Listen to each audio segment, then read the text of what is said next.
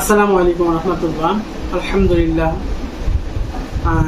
আজকে আমাদের ভিডিওর বিষয়, ইতিপূর্বে আমরা অনেক ভিডিওর মধ্যে অনেক তদবির শিখাইছি আপনাদেরকে।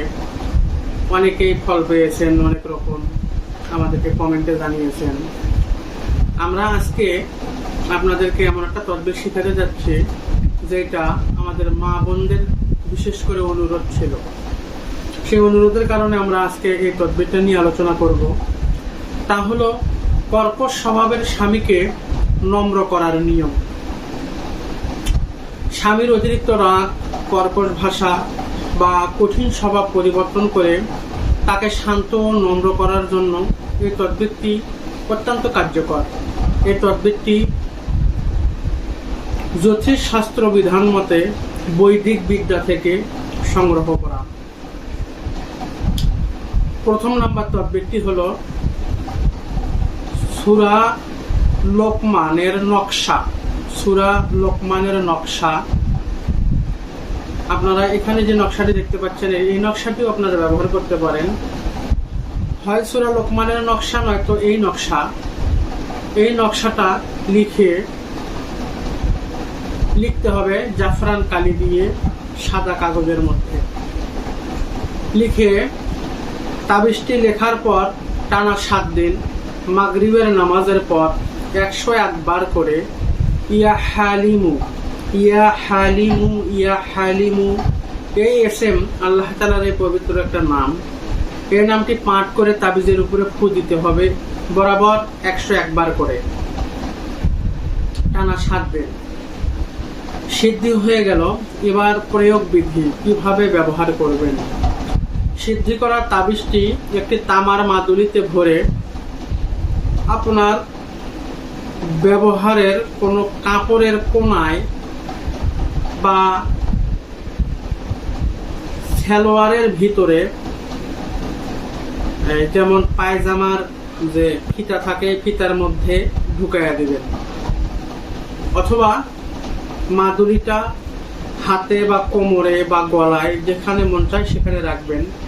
যদি স্বামীর সন্দেহ হয় তাহলে কাপড়ের মতো সেলাই করে দিবেন। আশা করি বুঝাতে পেরেছি বিষয়টা।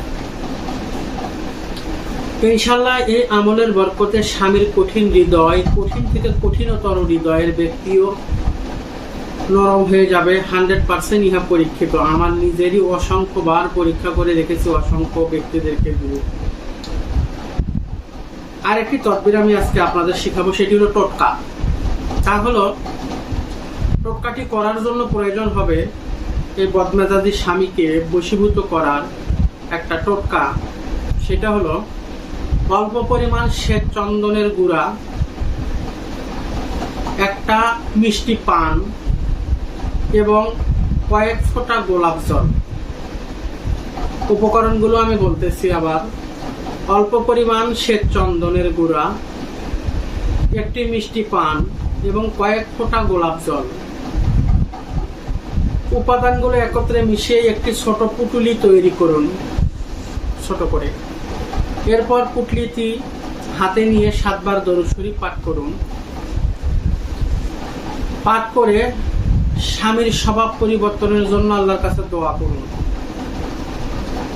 এবার কার্যবিধি হলো, আপনার উঠানে বা ঘরে বা বাড়িতে, ঘরের অনেক ঘর আছে পরিত্যক্ত আমাদের বাড়িতে থাকে।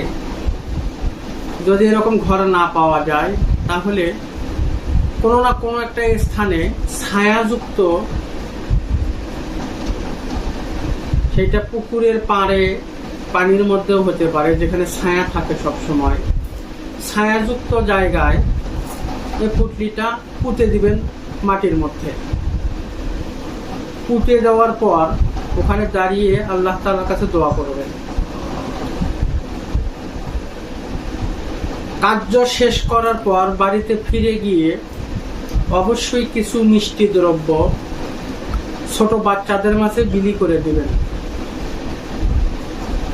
ইনশাআল্লাহ এই টোটকাটি যদি আপনি সঠিকভাবে সম্পূর্ণ করতে পারেন, কর্কশ স্বভাবের স্বামী অতি তাড়াতাড়ি নরম স্বভাবের হয়ে যাবে। স্ত্রী জিনকেও বশীকরণ করা যায় এই পদ্ধতি অবলম্বন করে।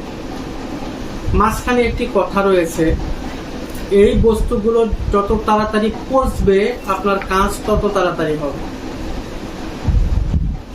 আমার এই তদবিরগুলো, আমার এই শিখানো তদবিরগুলো আপনারা ভালো কাজে ব্যবহার করবেন, কখনোই খারাপ কাজে ব্যবহার করবেন না।